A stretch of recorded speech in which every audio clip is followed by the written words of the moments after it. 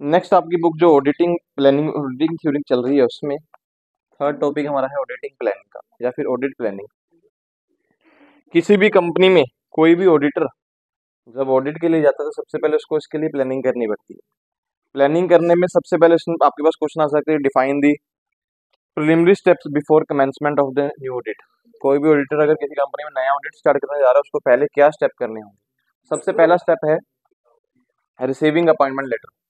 जब तक किसी ऑडिटर को कंपनी से अपॉइंटमेंट लेटर नहीं मिल सकता किसी भी कंपनी में ऑडिट करने नहीं जा सकता। कंपनी कंफर्म करके एक लिखित रूप में या फिर बाय ईमेल ऑडिटर को अपॉइंटमेंट लेटर भेजती है, तब अपॉइंटमेंट पे जो ऑडिटर है जा सकता है। दूसरा उसका बात होगा communication with the existing auditor. उसी कंपनी का जिस कंपनी में ऑडिटर ने जाना है उसका जो पुराना ऑडिटर है उससे मिलेगा, जब उससे बातचीत करेगा कंपनी के बारे में इंफॉर्मेशन लेगा। एक्सेप्टेंस ऑफ अपॉइंटमेंट, अगर उसको लगता है कि पुराने ऑडिटर से बातचीत करने में उसको बेनिफिट नजर आया है, कंपनी में ऑडिट करना सिंपल है, जब जो भी करना चाहता है जिसके प्रति उसकी वफादारी हो सकती है, तो वो अपॉइंटमेंट की जो उसको लेटर आया है उसकी अपॉइंटमेंट को वो एक्सेप्ट करेगा। मीन्स कंपनी को बाय ईमेल या रिटर्न लेटर लिखकर भेजेगा जिसमें वो बताएगा कि वो कंपनी में ऑडिट करने के लिए रेडी है। फोर्थ, फिर उसके बाद find the scope of audit. फिर वो ये देखेगा कि कंपनी में ऑडिट करने का स्कोप क्या है, क्या बेनिफिट हो सकता है। जो पुराना ऑडिटर है क्यों छोड़ के जा रहा है, उसके छोड़ने के पीछे रीजन कई बार होते हैं। पुराना टाइम पीरियड खत्म हो गया, 5 साल हटा दी कंपनी, बोला 5 साल बाद नहीं रखने वाले, 10 साल बाद उन्होंने बोला कि नया रखना है, तो नॉर्मल बंदा चला जाएगा। कई बार बीच में ही किसी बंदे को हटा दिया गया मीटिंग से पहले, या फिर कुछ मान लो कुछ कंपनी में ही प्रॉब्लम थी, बंदे ने खुद छोड़ दिया, कुछ भी रीजंस होंगे, वो स्कोप को फाइंड करेगा कि कंपनी में ऑडिट करने का बेनिफिट हमें क्या हो सकता है। फिर नॉलेज अबाउट दी ऑर्गेनाइजेशन, पूरी की पूरी कंपनी के जो कंपनी जो संस्था है उसके बारे में इंफॉर्मेशन लेगा। कंपनी में क्या काम हो रहा है, कब से चली आ रही है, किस तरीके से कौन लोग इसको रिपोर्टिंग कर रहे हैं, इसकी इन्फॉर्मेशन वो जरूर लेगा। उसके बाद knowledge about the accounting system, company में जो अकाउंट्स का काम चल रहा है वो किस तरीके से हो रहा है, कौन सा टूल वो यूज कर रहे हैं अकाउंटिंग के लिए, टैली है, सैप है, ईआरपी है, या इसके अलावा कोई और सॉफ्टवेयर है, या फिर वो बुक कीपिंग में ही चल रहे हैं, पुरानी बुक्स बनाते हैं, उसके बारे में वो नॉलेज जरूर लेगा। फिर उसके बाद complete list of the principal officer, company में जो मेन ऑफिसर्स हैं, कंपनी का CEO, chief executive officer, manager, supervisor, assistant person या लीडर्स, या फिर अकाउंट्स को हैंडल करने वाले कौन से पर्सन है, सबकी इन्फॉर्मेशन लेगा। क्योंकि जब भी किसी से कोई इन्फॉर्मेशन लेनी होती है तो डायरेक्ट उनसे संपर्क वो बंदा कर सके, इसके लिए उनकी इन्फॉर्मेशन लेना जरूरी है। फिर आता है knowledge of the technical details, company में जो भी टेक्निकल डिटेल, जैसे बोलने भी सैलरी का रिकॉर्ड किस हिसाब से चल रहा है, अटेंडेंस रिकॉर्ड किस हिसाब से चल रहा है, कोई पेमेंट जो खर्चे हुए हैं वो किस हिसाब से हैं, इनकम कंपनी ने किस हिसाब से रिकॉर्ड की है, ये सारे टेक्निकल पॉइंट्स होते हैं ऑडिट करने के लिए। कंपनी की परचेज कौन देख रहा है, सेल कौन देख रहा है, वो सारी इन्फॉर्मेशन देखा, कहाँ से सामान आ रहा है, कौन कौन बंदे दावा पेश कर रहे हैं, कंपनी से पैसा लेना है, कितना पैसा देना है, वो सब कुछ वो प्रॉपर तरीके से चेक करे।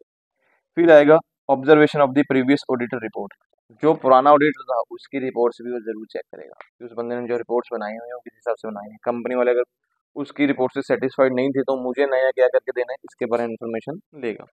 फिर आएगा instruction of to the client, जो भी क्लाइंट मतलब जिस कंपनी ने ऑडिटर को बुलाया है उनकी जो इंस्ट्रक्शंस हैं उनको रीड करेगा, उनकी इंस्ट्रक्शन के ऊपर काम करना स्टार्ट करेगा। ये कोई भी ऑडिट स्टार्ट करने के लिए न्यू ऑडिटर के लिए सबसे पहले ये स्टेप्स आते हैं।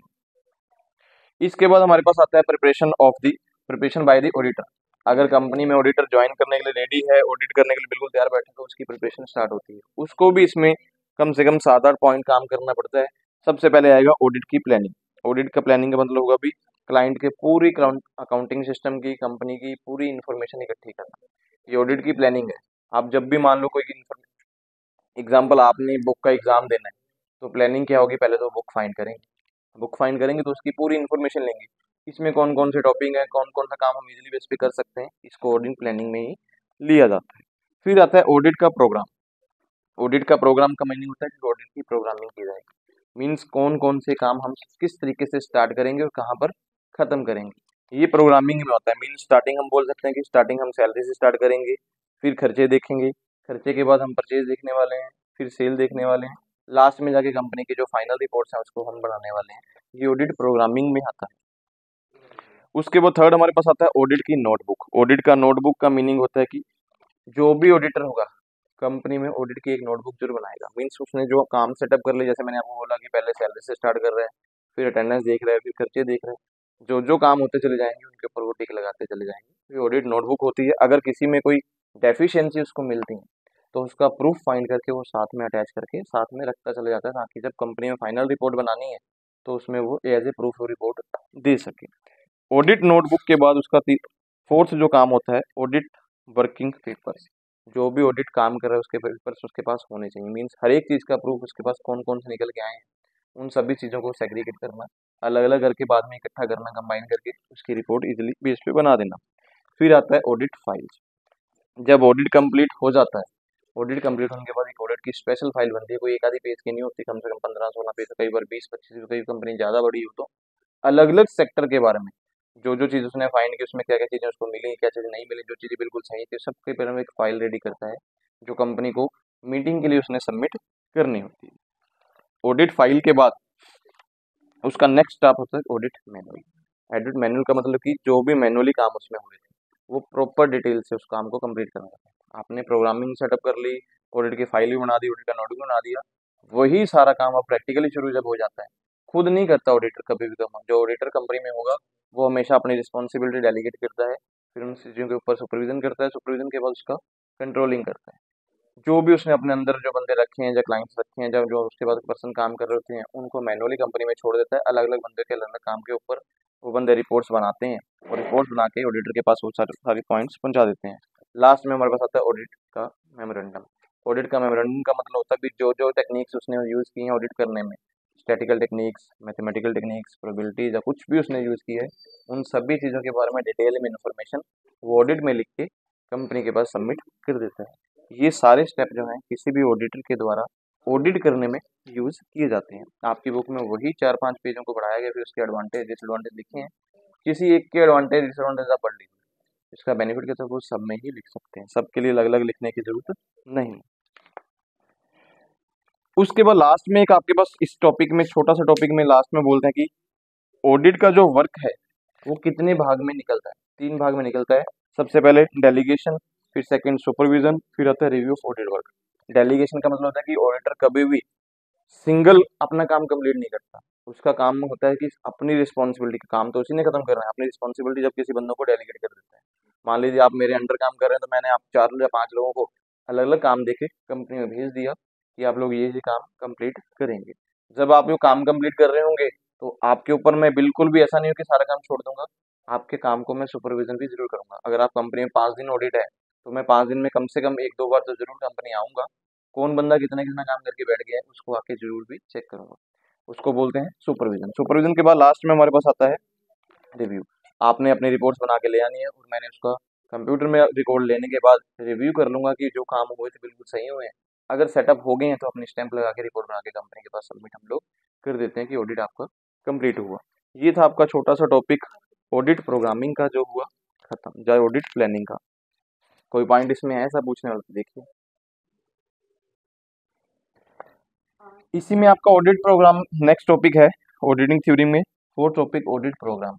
ऑडिट प्रोग्राम क्या होता है? एक सिस्टमेटिक और स्ट्रक्चर्ड अप्रोच होती है जिसमें कंपनी में फाइनेंशियल ऑपरेशन और कंप्लाइंस प्रोसेस को कैसे कंप्लीट करना है। मीन्स हम अलग अलग लेवल सेटअप कर लेंगे। सबसे पहले उन्होंने बोला कि कंपनी के ऑर्गेनाइजेशनल फाइनेंशियल पोजीशन देखेंगे, कंपनी में जो बैलेंस शीट बनी हो किस तरीके से बनी हो उसको चेक करेंगे।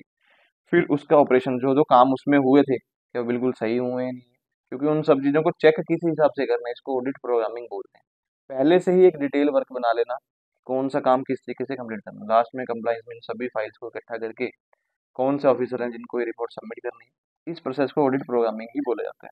ऑडिट प्रोग्राम में सबसे पहले इन्होंने कंसेप्ट और डेफिनेशन बताया कि हमने बोला कि essential steps in conducting the audit known as auditing program. Audit करने के लिए जो भी आपको स्टेप्स लेने हैं उसको ऑडिट प्रोग्रामिंग ही बोला जाएगा।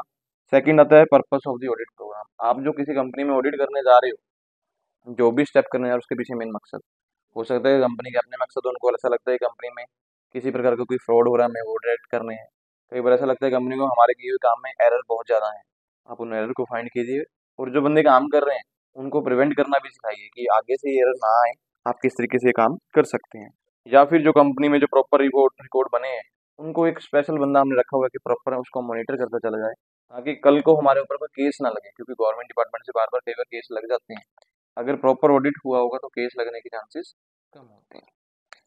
थर्ड आता है टाइप्स ऑफ ऑडिट प्रोग्राम। फिर हम लोग कौन से ऑडिट प्रोग्राम लगाएंगे, एक लिखेंगे प्री डिटरमाइंड ऑडिट प्रोग्राम, एक आता है प्रोग्रेसिव ऑडिट। प्री डिटरमाइंड होता है कि हमने जो पहले से सोचा हुआ है कि हम कंपनी में जाएंगे, पहले ये चीजें चेक करेंगे, फिर वो चीजें चेक करेंगे, इसको प्री डिटरमाइंड बोलते हैं। प्रोग्रेसिव होता है कि ऑडिट स्टार्ट कर लेंगे, बीच के अंदर हम चलते चले जाएंगे, जो जो प्रॉब्लम है निकलते चलेंगे, उन प्रॉब्लम को कैसे सॉल्व करना है वो चीज फाइंड करते चले जाएंगे। स्टार्ट कर लेंगे लेकिन एंड नहीं पता अभी कब एंड होने वाला है। हम बोलते हैं कि प्री डिटरमाइंड 5 दिन में खत्म कर देंगे, प्रोग्रेसिव में होता है कि 5 के 6 भी लग जाए, हो सकता है कि 2-3 दिन में ही खत्म हो जाए, वो प्रोग्रेसिव होगा। वो काम करना स्टार्ट होगा, एंड कब होने वाला है आपको पता नहीं, उसको हम लोग प्रोग्रेसिव बोलते हैं। जैसे आपका प्री डिटरमाइंड है कि बीबीए या फिर बीकॉम करनी है 3 साल में, प्रोग्रेसिव तो बाद में पता चलता है ना, अभी आप स्टार्ट कर लिए, कोई 4 रिपेयर वाला है तो वो कंपनी ने तो बोल दिया 6 साल में भी हो सकते हैं, जैसे वो 2 नमूने गए हैं अभी, तो वो पता नहीं कितने साल में खत्म करेंगे, हो सकता है कि लास्ट में भी खत्म करने वाले हो, तो ये कंडीशंस उसमें आ सकती है। फिर आता है डिवॉल्विंग दी ऑडिट प्रोग्राम। जो ऑडिट हमने अब सेटअप कर लिया, फिर उसको डिवॉल्व करना। डिवॉल्व करने का मतलब होता है कि आप उसमें काम करना स्टार्ट कर देते हैं, हर एक बंदे की ड्यूटीज उसमें सेटअप करेंगे, और बंदा प्लानिंग के अकॉर्डिंग उन ड्यूटीज को खत्म करता चला जाएगा। लास्ट में आता है कि advantage of the audit program. अगर हम लोग ऑडिट करते हैं अपनी कंपनी में, उसका प्रोग्रामिंग बिल्कुल सेटअप करके बैठे हुए हैं, इसके हमें बेनिफिट क्या होने वाले हैं। सबसे पहले तो आता है assurance of the completion of the work. जो भी काम हमने खत्म किए हैं उसके ऊपर प्रॉपर सहमति हो जाती है कि बिल्कुल ये काम सही तरीके से कंप्लीट हुए हुए हैं। Information about the work progress, कौन कौन से काम अभी हमारे प्रोग्रेसिव मोड पे हैं, जो चल रहे हैं, उसकी इन्फॉर्मेशन हमें पता लग जाती है। Simplification of the work allocation, अलग अलग बंदों को वर्क एलोकेट करने हो तो ऑडिट प्रोग्रामिंग से इजीली बेस पे हो सकते हैं। यूनिफॉर्मिटी ऑफ वर्क, सब लोग एक यूनिफॉर्म में काम कर सकते हैं, मीन सब लोगों को काम बता दिया, उद्देश्य सबका क्लियर हो जाता है, सब लोग एक ही दिशा में काम करना स्टार्ट कर देते हैं। गाइडेंस टू द स्टाफ, जब भी ऑडिट प्रोग्रामिंग करते हैं, जो भी स्टाफ मेंबर्स हमारे कोई किसी प्रकार के फ्रॉड कर, जानबूझ के कई बार फ्रॉड नहीं करते लेकिन हो जाते हैं, कुछ लोग एरर नहीं करना चाहते लेकिन फिर भी एरर हो जाते हैं, उनके लिए गाइडेंस मिल जाती है कि फर्दर नेक्स्ट टाइम से जब हम ये काम कंप्लीट करेंगे तो वो किस तरीके से कंप्लीट होने वाला है। Defence against the charge of negligence, जो भी बंदे जानबूझ के नेग्लिजेंस दिखाते हैं काम कंप्लीट में, उनके अकॉर्डिंग एक तरह का हम लोग डिफेंस बेस पे या फिर एक चार्जिंग सिस्टम लगा सकते हैं कि आपके ऊपर ये जुर्माने लग जाएंगे अगर बार बार से आप नेग्लिजेंस दिखाएंगे, तो वो सिस्टम भी आपका ऑडिट प्रोग्रामिंग से कंप्लीट हो सकता है।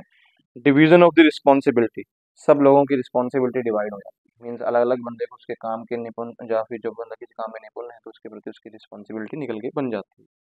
फाइनल रिव्यू ऑफ वर्क, पूरा कंपनी का काम ऑडिट से एक फाइनल रिव्यू भी इजीली बेस पे हो जाता है कि कंपनी में काम जो हुआ है बिल्कुल सही हुआ है, हम गवर्नमेंट के पास ये रिपोर्ट सबमिट इजीली बेस पे कर सकते हैं। Helpful to the new employees, अगर कंपनी में कोई नए एम्प्लॉयज आते हैं, लेबर तक तो नहीं होता, मीन से मैनेजमेंट तक ही पॉसिबल होता है कि मैनेजमेंट में कोई नए पर्सन आए हैं, तो उनके लिए भी हेल्प होती है कि हमें गाइडेंस पहले से मिली हुई है, रूल्स बने हुए हैं, रिस्पॉन्सिबिलिटी बनी हुई है, उस तरीके से काम करते चले जाना है। Basis of the future program, future के लिए भी हम प्रोग्राम कर सकते हैं। आज फ्यूचर में जो चीज़ें आज हमने कंप्लीट की हैं, फ्यूचर में नए टारगेट अचीव करने हैं, तो ऑडिट रिपोर्ट से इजीली बेस पे हमें बेनिफिट हो जाएंगे। जब हम कंपनी में ऑडिट प्रोग्राम करते हैं जहाँ पे उसके बेनिफिट हैं, कुछ उन्होंने डिसएडवांटेज भी बताए हैं। सबसे पहले लॉस ऑफ इनिशिएटिव, कई बार ऐसा होता है जो काम हमने पहले करने होते हैं, तो प्रोग्रामिंग अगर आपने सेटअप कर ली तो वो चीज़ों का लॉस भी हो जाता है, वो पहले नहीं खत्म कर पाते, हमें स्टेप बाय स्टेप वो खत्म करने पड़ते हैं। वांट ऑफ फ्लेक्सिबिलिटी, कई बार ऐसा होता है कि हम काम को फ्लेक्सिबल हम खुद करना चाहते हैं, मुझे करना पड़ता है ऑडिट में, कई बार प्रॉब्लम नजर आ गई है, तो जो चीज़ें हम नहीं खोलना चाहते वो चीज़ें भी हमें खोलनी पड़ेंगी, जैसे कोई बॉक्स हमने बना के बंद करके रख दी है, लेकिन प्रॉब्लम निकल के आ गई, कोई फ्रॉड निकला है या फिर कोई एरर निकला है, तो वो बुक्स हमें जो नहीं भी खोलना चाहते हमें वो भी खोलनी पड़ती है। रिजिडिटी इन प्रोग्राम, इस काम में कहता है यूनिक प्रॉब्लम्स, कई बार ऐसा होता है कि हम बोले कि लोग कंपनियों के लिए ऐसा हो जाएगा कि ये प्रोग्राम सब कंपनियों में लग जाएगा, ये पॉसिबल नहीं है, अलग अलग कंपनियों में अलग अलग प्रोग्रामिंग बेस पे ऑडिटिंग चलती है। Unsuitable for this small concern, जो छोटी कंपनी है उनके लिए सूटेबल नहीं है, एक तो कॉस्ट बढ़ जाएगी, प्लस टाइम भी ज़्यादा लगना है, छोटी कंपनी तो फटाफट काम खत्म करती है, अपना कंप्लीट करके बाद में रिपोर्ट सबमिट खुद ही कर सकते हैं।